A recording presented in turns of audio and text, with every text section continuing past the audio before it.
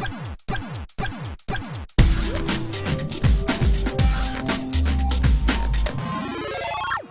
long as we still got guns, we gonna fight.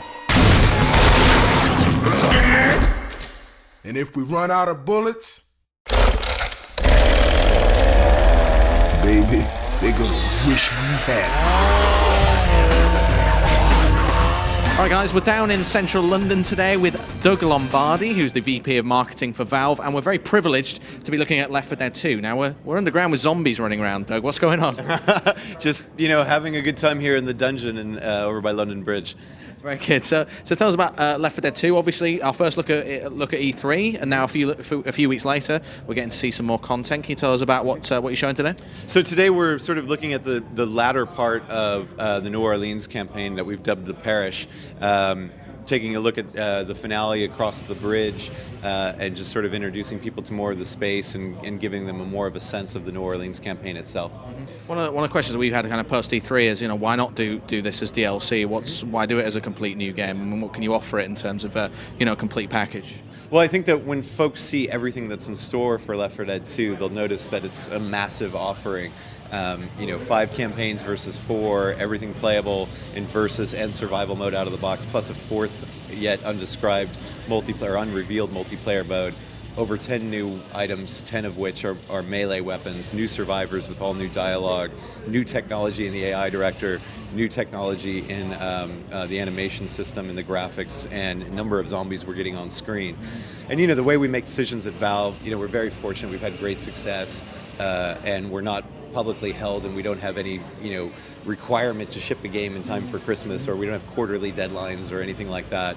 And Gabe doesn't run the company like that. He's like, let's make what we think is cool, what we think customers will be cool, and then we'll figure out the best way to get that out to customers. And when we did the whiteboard exercise after Left 4 Dead, we wanted to keep supporting the game post-launch, which is part of our history, and we also had a bunch of ideas that felt like they might be a sequel, which was a lot of the things I just described. And I think that by announcing the game at E3, which is where people go to announce their big new products, it was inadvertently or mistakenly taken as we were dropping support for Left 4 Dead 1, and that's just not the case. We're actually about to make an announcement of what's next for Left 4 Dead 1, which will be coming before Left 4 Dead 2. And hopefully once people see everything that's in store for Left 4 Dead 1 in terms of ongoing support and everything that's coming in Left 4 Dead 2, they'll see that, there was a method to their madness and they weren't being capitalistic geezers. I just had a chance to play it, and I got some of the new melee weapons. I actually picked up the frying pan and then proceeded to die straight afterwards. Oh, no. So tell us how that works. Well, the frying pan is honestly my favorite new thing in the game. And as I've been traveling around since E3 showing the game, the frying pan never fails to get a great reaction, primarily a laugh from people that play the game.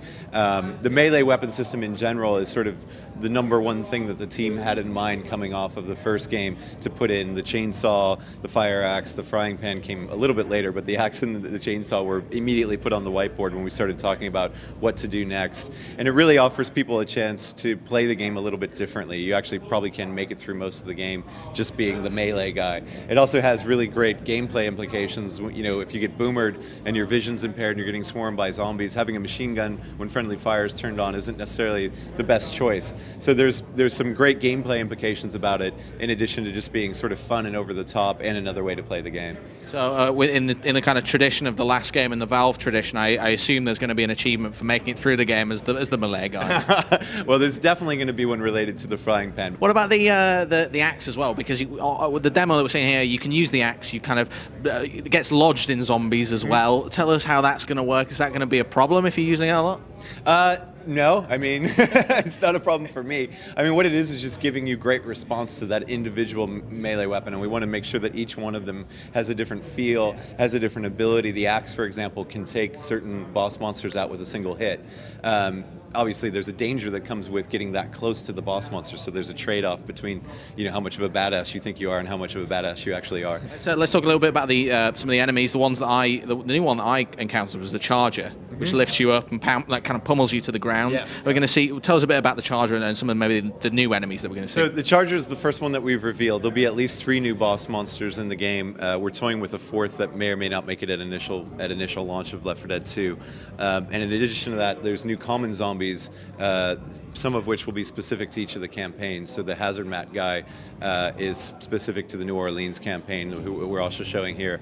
Back to the Charger, he was designed really to respond to players who were backing up against the walls in the finales and in the big moments of the game.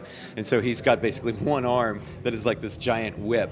So one of his attacks is to sort of smack you off the wall, which also helps separate the group, which was one of the goals of the Smoker, was to, as you know, if you've played the game, if everybody's together and playing as a unit, chances of survival are pretty good. Once you get separated, chances go down pretty dramatically. So the Charger, in a similar but very different fashion, is there to separate people, to keep people off the wall. And then I guess one of the animators or designers thought it would be fun if he could just pick you up and pound your head into the pavement too. So that was sort of like a bonus item on top of the original design goal for him.